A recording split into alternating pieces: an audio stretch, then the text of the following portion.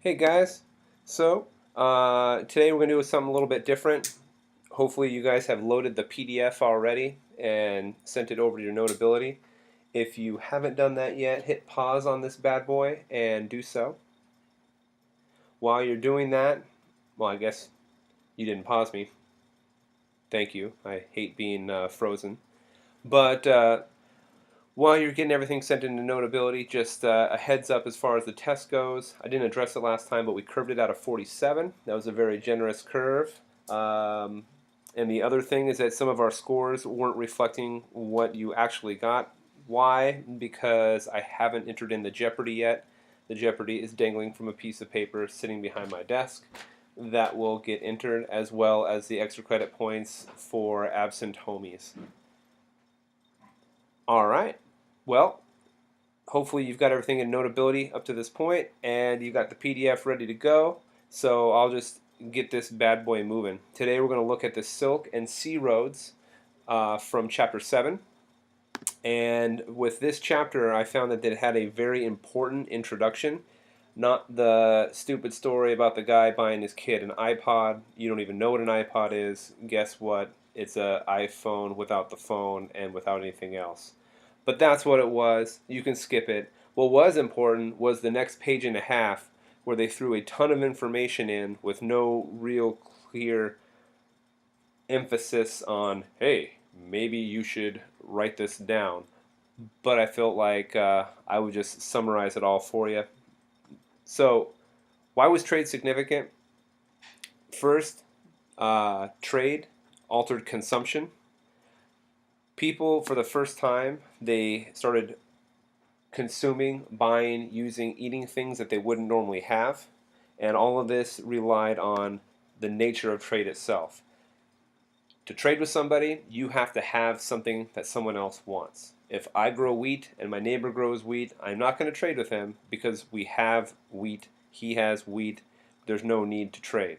If I grow wheat and he grows potatoes, I might say, hey homie, I would like some potatoes. And he might be like, and yes, I would like wheat. And then we can trade back and forth. This also can occur within regions. And so, say for example, if you are from China, you're going to have stuff like silk and bamboo and gunpowder and paper and awesome things, but you don't have other neat things like stuff you might find in the Middle East, like dates and nuts and swords and dried fruit and wonderful things like that. So for the first time, people were getting things that they couldn't actually produce themselves, and they did it both internally and regionally. It also encouraged specialization. Before large-scale trade, people produced things to be self-sufficient on their own. After large-scale trade, people realized, hey, I could grow some crops, I could have a couple cows, I might have some chickens, and I'll grow some silkworms on the side to produce some silk cloth. But once silk became so valuable, people thought, wait a minute, why am I bothering with growing all of these things? Why don't I just specialize in just silkworms? And individuals would decide, I will just produce silkworms and I will just make silk because I can get so much money from it that I will buy the other goods I need to live, like my chickens and my wheat and my neighbor's potatoes. So for the first time, it encouraged specialization. I will just make swords. I will just make spicy curry chicken level 4 with chicken. Because of this, it diminished economic self-sufficiency of local societies. And what does that mean? If you were a self-sufficient society, growing all of your own stuff, but then you decided one day, hey, I'm just going to focus on growing silk, but no one wants to wear silk anymore, you are no longer self-sufficient. If no one buys your silk, you can't buy wheat or potatoes or spicy curry chicken level 4 with chicken, and you are going to starve to death. So because of task specialization, economic self-sufficiency disappeared. Like us right now. If there was a zombie apocalypse or the power went out, we would have nothing because we are all specialized and there's nothing that Carmel Valley is going to grow that is going to help us. unless you go to Torrey Pines. I didn't say that. Moving on. Traders often became a distinct social group. Traders became very, very wealthy during this time period because you could extract lots of wealth by bringing things that you didn't have in one area to another area.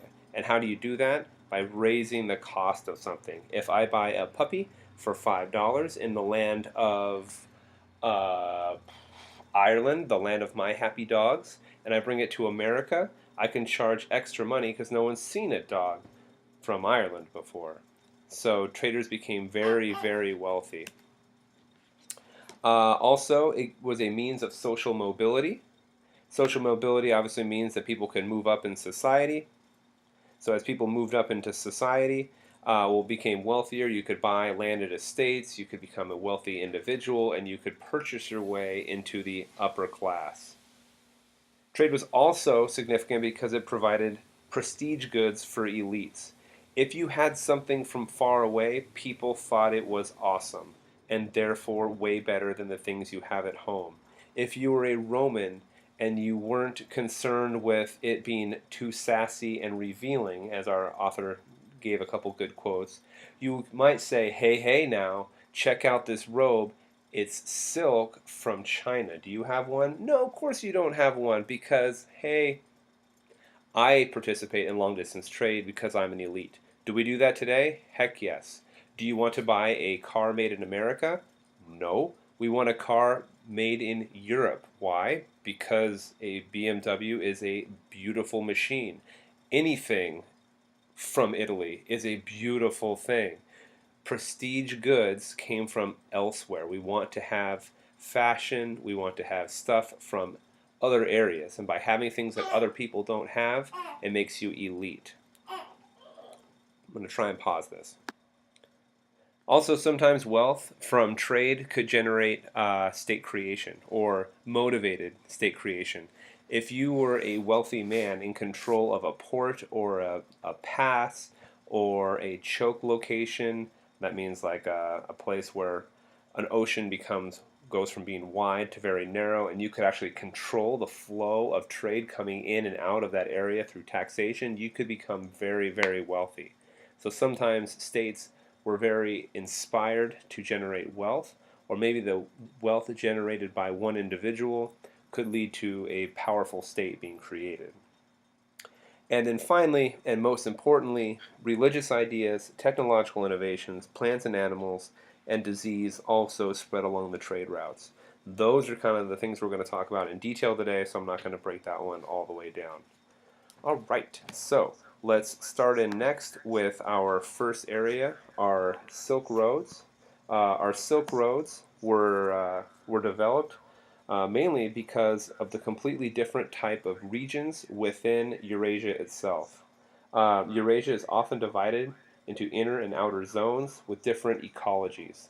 The outer zone, or if we're imagining Eurasia as a giant oval, we can imagine the outer part of Eurasia being like the outside of the circle, was relatively warm. It was well watered, and agriculture was possible. So outer Eurasia was relatively warm and well watered, and agriculture was possible. The places that I'm describing here would be China, India, the Middle East, and the Mediterranean. The inner zone, or inner Eurasia, the inside of our oval-shaped circle-ish oval, were much tougher areas to live. They were harsh, as in they could be very cold, they could be very dry, and they weren't capable of producing agriculture. This would be places like Central Asia and Eastern Russia. And then we get that word that bothered me all the way through high school and college, the steppes. The steppes are the central part of Asia. It's a flat, dry land that basically just grows grass and some minor trees. It's called the steppes. I didn't know if it was steppes or steeps or steepies. It's steppes. So often these people in the inner and outer zones would communicate with one another. Not communicate, I'm sorry. They would exchange goods with one another. What would the outer zone people want? Well, they have all the farming goods. They didn't have the animals. And they would want the animals from the inner zone. Because the inner zone, those are our pastoralist people. They had the domesticated animals. And my favorite word for today will be ponies. They had the ponies. So most of the agricultural people, they wanted ponies and domesticated animals and animal byproducts like furs and milks and cheese and all the things that they needed from the pastoralists.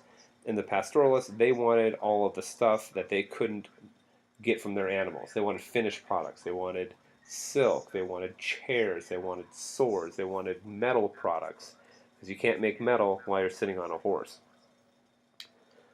Creation of classical civilizations and imperial states in 500 to 0 BC included efforts to control pastoralist people.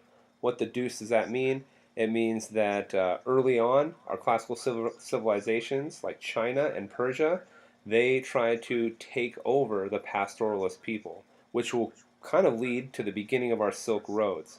In Persia, the Persian Empire, they were conquering people like Turkmenistan and Uzbekistan.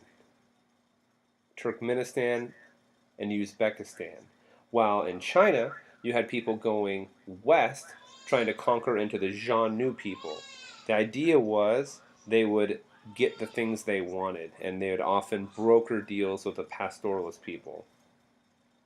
When a state controlled a large region, it could often control the trade and protect the trade routes. So trading networks did the best when large states provided security for trade. If you are a state that can protect the people traveling the roads, more people would travel the roads. In fact, the most profitable time of the Silk Roads was during the era of, wait for it, the Mongols. Why? Because if you killed somebody during the time of the Mongols on the Silk Roads, the Mongols would not just find you and kill you, they'd kill all of your family and friends. Why? Because they're the Mongols. All right, so what we're seeing next is an image of the growth of the Silk Roads. On this map, what we're seeing is both sides of the Silk Road. On the western side, this would have been our Persian Empire, and the Persian Empire expanded eastward as they were conquering into Turkmenistan and Uzbekistan. On the eastern side, we see China, and China would have expanded westward as they moved into the Xiongnu territory, trying to get to some of those ponies from the pastoralist people, the Xiongnu being a pastoralist group. What was sent around the Silk Roads, we refer to this as good in transit. There was a vast array of goods that traveled on the Silk Roads, often by camel. And the camel was the limiting factor as far as what they could send. Why? Because camels are strong, but camels can only carry so much. So if you're going to load up your camel, and I'm going to make this number up and say a camel can carry 200 pounds worth of stuff. Do you want a camel to carry 200 pounds of rice? Or do you want your camel to carry 200 pounds of silk or expensive spices or gold? You want the silk, the spices, or the gold. Why? Because if you're going to walk yourself hundreds of miles to trade, you want to get the most out of your goods. So we would call these luxury goods. The most symbolic of the luxury goods was silk.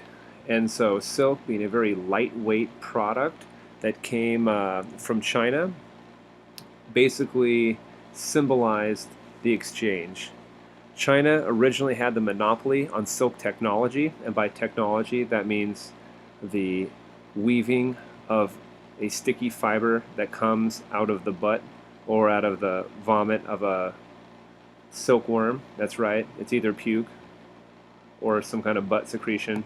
This might be something fun to Google, but silk comes from a silkworm.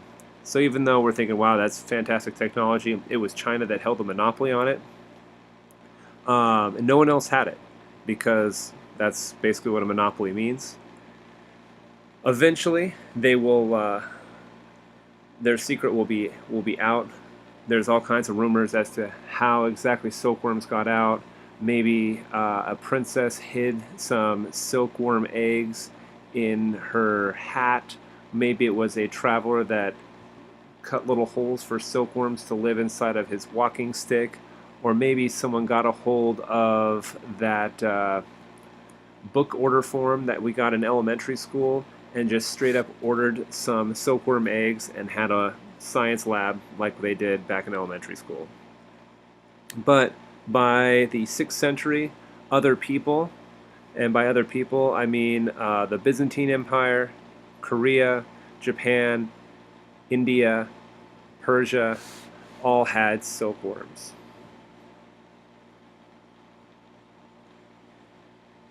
What else can I say about this? So the volume of trade was small. Yeah, I jumped to the next page. The volume of trade was small, but it was of economic and social importance. What does that mean? They didn't trade a lot of stuff, but what they traded was very important or very expensive. So from China, we had silk, paper, porcelain, etc. From the forested lands of Siberia, that'd be the northeast part of Russia, you'd have furs, walrus tusks, falcons. Oh, sweet. I wish I had a falcon. India, you had cotton textiles, that means cotton fabric, herbal medicine, not the Torrey Pines kind, precious stones, spices, pepper, pearls, ebony. What else might we have? In the Mediterranean, we had gold and glass. And I'm going to pause for a crying baby. One last tidbit before we go on to cultures in transit that I probably should have noted, and during crying baby reflection time, I forgot to mention. If we jump back up to that map, what we're going to see is a very large region, right? We're going from China all the way to Persia. Now, one homie did not walk this entire route.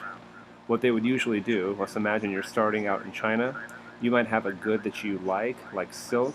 That silk might have been traded over to a Jean Nu pastoralist warrior, and he's like, sweet, I have silk.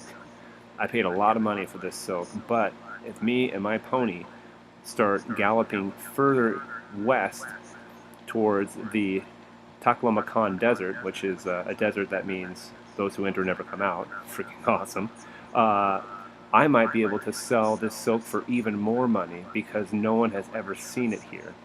They might get to the Taklamakan Desert, and then that merchant will be like, whoa, I have bought this silk. It is fantastic. I don't know what it is, but the people on the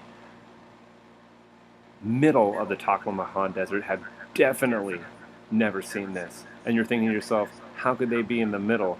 Well, the name says it itself. If you enter, you never leave. Okay, no, I'm just making that up. But what I'm trying to get at here is that one good is, well, one merchant sells it to somebody, who sells it to somebody, who sells it to somebody. So usually they would refer to that as relay trade. One person carrying a good for a certain period of time before he sells it to someone else. No one actually walked all the way across. They even said that Marco Polo, a lot of his tales might have been faked. But I'm not getting into that right now. I'm sorry about that. So relay trade, if it helps you remember, no one in the 4x400 track relay actually runs 4 laps of the 400. What do? They hold a baton, they run a 400, they hand off the baton, they run another 400, and so on. Hopefully that makes sense.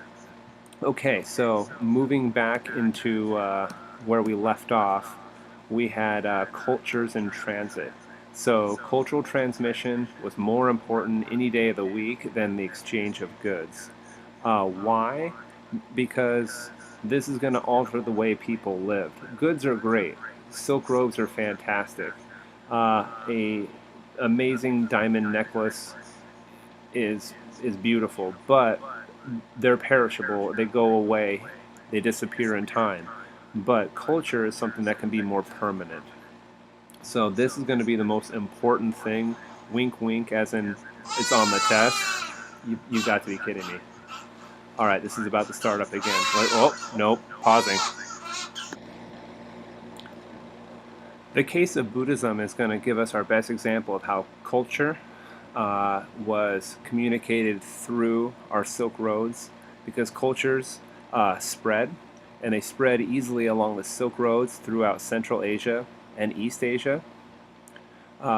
Buddhism itself has always been an appealing religion, especially to the merchant class. The merchant class, we would have been second up in our tier as far as the Indian caste system. And so instead of going farmer, merchant, warrior, and then priest class, the merchants were like, heck yeah, I can get out of Hinduism, go over to Buddhism, and possibly be released from the cycle of rebirth and death, that whole samsara policy belief. And so Buddhism was always a big deal by merchants. And so as merchants communicate that to other merchants, that hey, this religion is beneficial to us, it spread quickly along the Silk Roads. Where did it occur? It occurred heavily in oasis cities in Central Asia.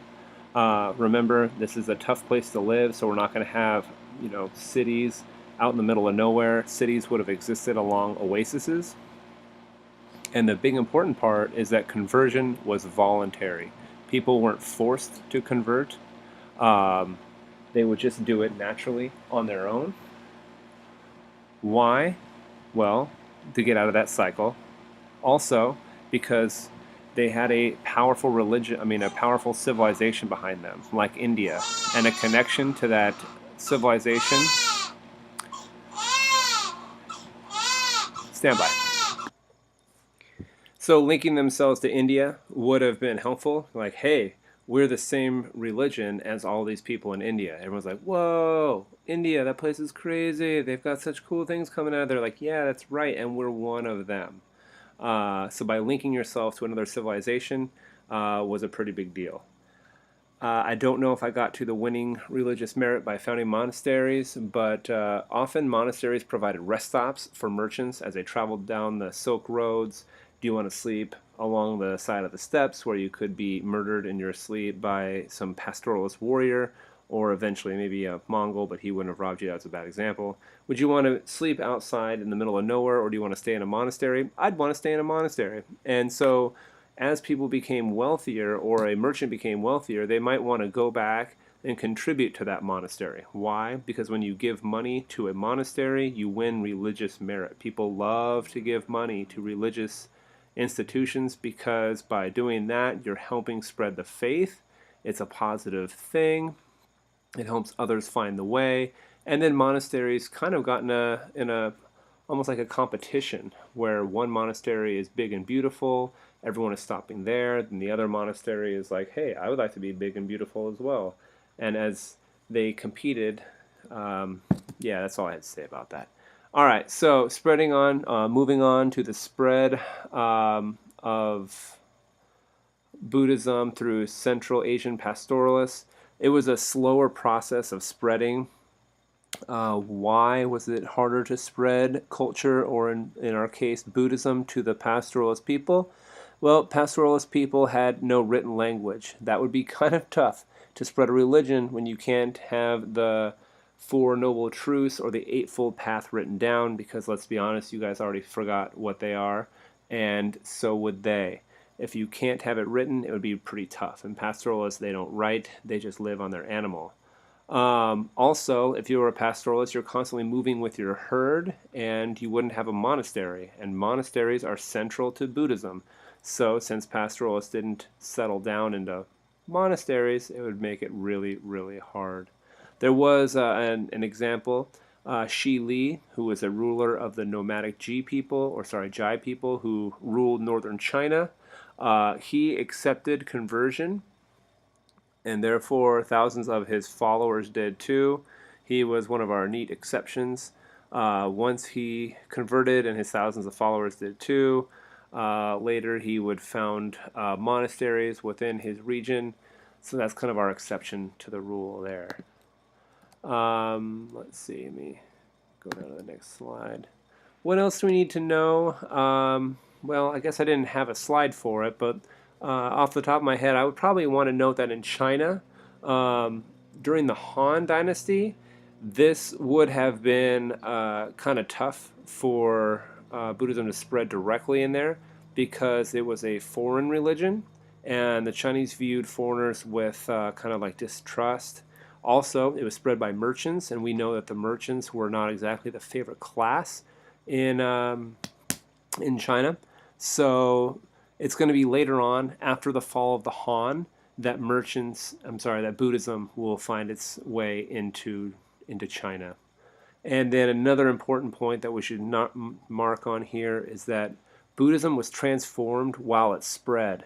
The traditional form of Buddhism, that would have been called Theravada, that was our teaching of the elders. That was all about contemplation and sitting below a tree and looking inward and finding yourself.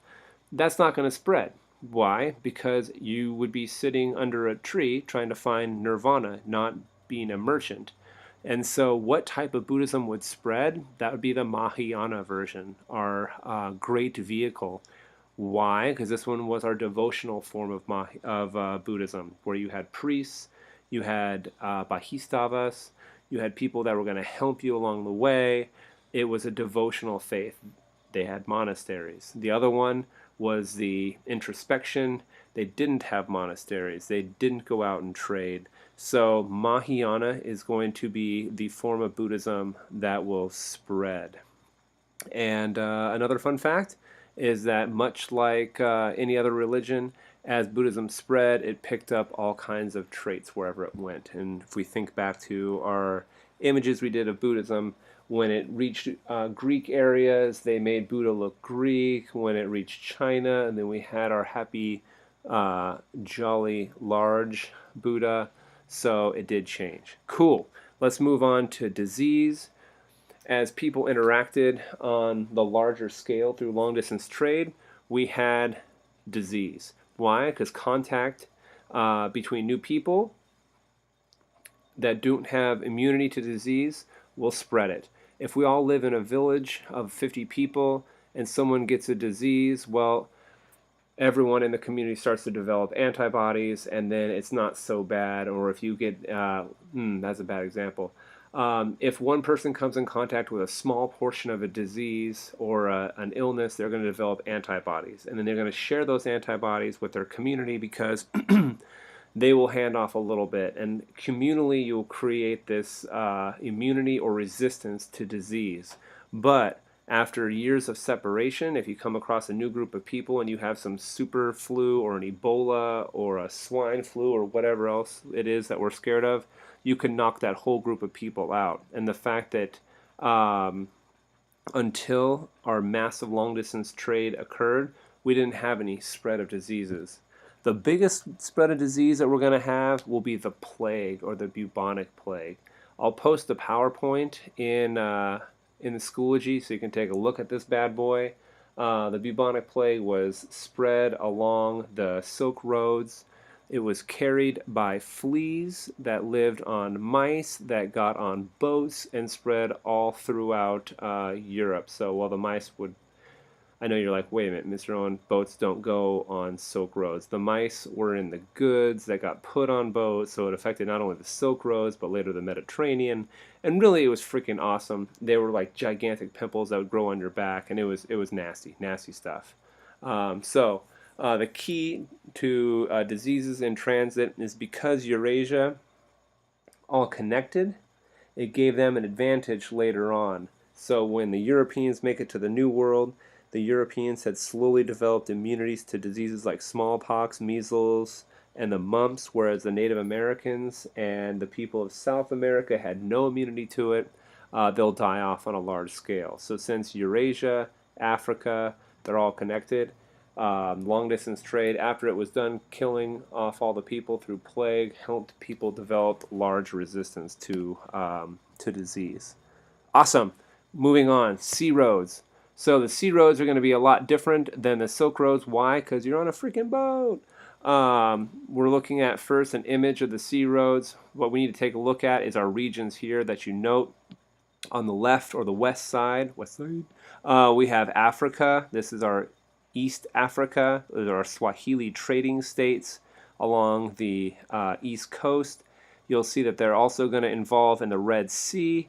The sea roads will go through the Red Sea where they'll interact with Venetian traders up in the Mediterranean, and goods will spread throughout Europe. You'll notice that the center of this map is India, so we'll refer to India as the fulcrum of the Indian Ocean trade region. And on the far right-hand side, the east side, what we're looking at is China. So we have massive amounts of trade, India being the center of it. So transportation was cheaper by sea than by land. We know that you can put a lot more stuff on a boat than on a camel. And any of us who have been in a pool, we know that we can launch our buddies from underwater or hold someone up in the water because you don't weigh as much in the water. So boats can carry tons and tons of stuff. And because of that, we can transport different types of goods, like bulk goods. So if there's a comparative question, we'd say silk roads, you'd be carrying luxury goods. Sea roads, you'd be carrying bulk goods. What is a bulk good? Bulk goods are cheaper things that aren't as valuable. Things like wheat or cotton or rice or wood. Mostly stuff that isn't too expensive. How is this all done? It was through a series of monsoons, and I'm going to go back to the map to explain this one. So monsoons are predictable wind patterns that flow in one direction. If we look at the map, you'll notice that from November to February, the monsoon winds blow from India to Madagascar. That's full of pansies. And then from April to September, you have the wind blowing from Madagascar up to India. So what you would do is, if you were in Madagascar, you would load up as much stuff that you could onto boats that you know that people wanted in India, and then you'd wait for the wind to start blowing that direction, and you would sail straight up to India, where you would sell those goods. You'd hang out there selling those goods, and then you'd buy a whole bunch of stuff in India that you know they don't have in Madagascar. You'd wait for November to come and the winds to change directions, and you'd push your boat out into the ocean again, and whoosh, you'd sail back over to Madagascar to sell your goods, and you'd follow these predictable wind patterns. This was all made possible because of new technologies in sailing. Some of these new technologies in sailings include a stern post rudder. There's got to be someone on the sailing team in class that could explain that for you, but it's a rudder that's in the back of the boat. Also, you had a new type of sail that could capture wind from multiple directions, and these boats were their own form of technology, and that boat would be called a junk. All right, so moving on, we have our map again. And then we're going to take a look at weaving the web of Indian Ocean world. What were the two encouragers for the Indian Ocean exchange? The first one was you had the economic and political revival of China. So during the Han Dynasty, there wasn't much trade going on. Why? Because in Confucianism, we didn't like our merchants. But after the, and during the collapse, they didn't have any type of unified government that was going to bring in or state-sponsored trade. But 4 centuries after the collapse of the Han, we get 2 new dynasties called Tang and Song, and they're going to reestablish an effective state, and they're going to be all about maritime trade. So the Tang and the Song will encourage maritime trade, and they will buy and sell goods within the Indian Ocean. They will also add to these new technological innovations that encourage trade, such as larger ships and a magnetic compass. The second of the great encouragers for the Indian Ocean exchange was the rise of Islam in the 7th century. Islam, unlike Confucianism, is going to be very favorable towards merchants, just kind of like Buddhism was very popular with the merchants. Islam will be also. Why? Easiest fun fact is that the Prophet Muhammad of the Islamic faith, he was originally a trader. Therefore, if he's a trader, trading is a good profession to be involved in. This will create an Arab empire and an Atlantic Ocean. Let's just go with the fact that Mohammed was a trader, and throughout the region that they're going to trade in, particularly East Africa, you're going to get conversion into Islam. So the Swahili trading states on the west coast of Africa are going to convert to Islam, primarily because hey, the traders are merchant. Oh, sorry, the traders are Islamic, so we will also convert as well, if that makes any sense whatsoever. All right, moving on, we have our Southeast Asia and Srivijaya. Yes, you'll notice that I had to put my own pronunciations in there because I've been teaching it forever and I still can't do it. Southeast Asia also had its own conversion or its effect based off of. No, this is making sense. I'm talking too fast. I'm sorry. Southeast Asia is also going to be transformed by trade. And what happened here? Ocean commerce transformed it by initiating political change,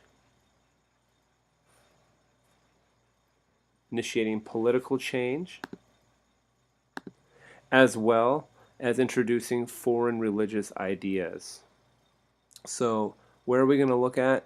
Southeast Asia is going to be, if we scroll up to the map, it is in the southeastern part of Asia. You're looking at Malacca, Malaysia, Borneo, this region down here, Vietnam, Cambodia, Laos. What is important about it is that it had a very strategic location because sailors would go through this region called the Strait of Malacca, where the ocean goes from very wide to very thin. This led to the creation of mini ports and a state that is going to dominate the trade within the area. And that Malay kingdom of Srivijaya, if it helps you remember it, we can just call it S-Town. I'm now on the next slide. The kingdom of Srivijaya dominated the trade. We'll call this town S-Town. What did they do? They taxed people that came through their area. The trade that went through that region would be gold, spices, etc. Any ships that passed through and stopped would pay a tax. Any ship that traded would pay a tax. And all that tax money created strong resources to create a local state. We have another kingdom called Cylindrius. This will be the Cylindrius kingdom. It was also influenced by India. In this region, you had massive creations of Hindu and Buddhist centers of worship. Why? Because on this side of our trade region, you have Hinduism and Buddhism, mostly Buddhism spreading, but some of the areas kind of liked Hinduism because of Vishnu and Krishna. Some of the examples that we might find in this region would be Borobudur. That's the picture we're showing at the very end. That is the largest Buddhist monument in the world, and it happens to be in the kingdom of Cylindrius. That's pretty awesome because it's showing that there is a massive acceptance of that faith. All right. So if we look back up top on the map, you're seeing India and China. If we think about that side of the map from India to China, that's going to be the spread of Buddhism and Hinduism by water. And then from India to Africa, we're going to be thinking more about Islam. Why? Because between India and Africa, we have that big chunk of land called Arabia. And that Arabian Peninsula is where Muhammad came from. So all of the religious changes that occur on that side of India are going to be Muslim or Islam, sorry, with the exception of a little bit of Christianity that shows up in Ethiopia and in some of our Nile River civilizations, but that's not really what I'm getting at here. Islam will be in East Africa, whereas Buddhism and in some small elements of some small examples of Hinduism on the other side between India and China. All right, so I'm going to jump down past now that Borobudur statue. Wow, look at that. There's another picture there. And now we're going to look at East Africa. East Africa had a large impact, well, was impacted by trade. And we're going to start with our East African and our Swahili civilization. The origins of the Swahili civilization, they originated from trading states with the Bantu people, or the inner people. So they have some Bantu roots to them. Just make sure you know that they began there. But the Swahili civilization flourished along East African coast between 1000 and 1500 CE. What did they do? They built cities that were very large, between 15 and 18,000 people. Each city was politically independent and ruled by a king. They accumulated goods from the interior. Some of them would be those Bantu-speaking people. So people from the inside of Africa would bring their goods to the coast. Then the people on the coast would trade with the Muslim merchants for Asian goods. There were sharp class distinctions here, and yeah, that's good.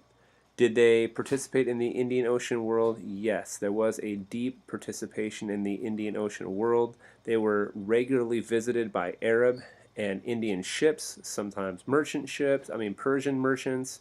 But because they were trading with these Arab and Muslim dudes, often you had large scale conversion over to Islam. Why? Because if you were a Swahili polytheistic guy and your neighbor was an Islamic guy, and there was an Islamic guy coming in on a boat, is he going to go to the polytheistic guy, or is he going to go to the other Muslim guy? That's right, he's going to go to the other Muslim guy.